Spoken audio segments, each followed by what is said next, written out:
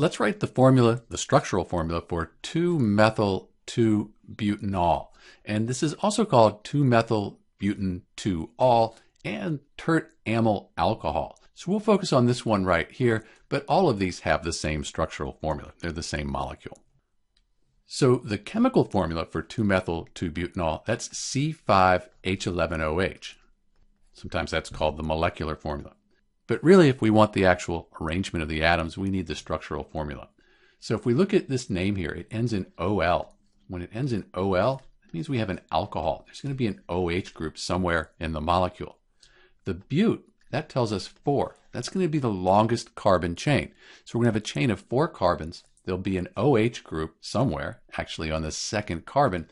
And the 2-methyl tells us that we'll have a methyl group also on the second carbon. So let's start out with that 4-carbon chain, that but. So here's a chain of 4 carbons. They're all single bonds. So right now this is just butane. These lines here, they go to hydrogen atoms. Let's number the chain. So we said this OL tells us we have an alcohol, an OH group, and it's on the second carbon. Let's put it right here. Then the methyl, when we're looking at methyl is CH3. That's the methyl group. So let's put a CH3 right down here. So this is the structure for 2-methyl-2-butanol. If we wanted to look at this in 3 dimensions, we could get the molecular model here.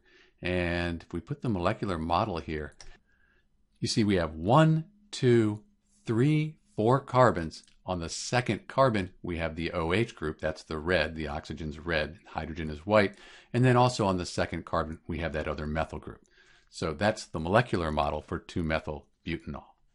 This is Dr. B with the structural formula for 2-methyl-2-butanol. Thanks for watching.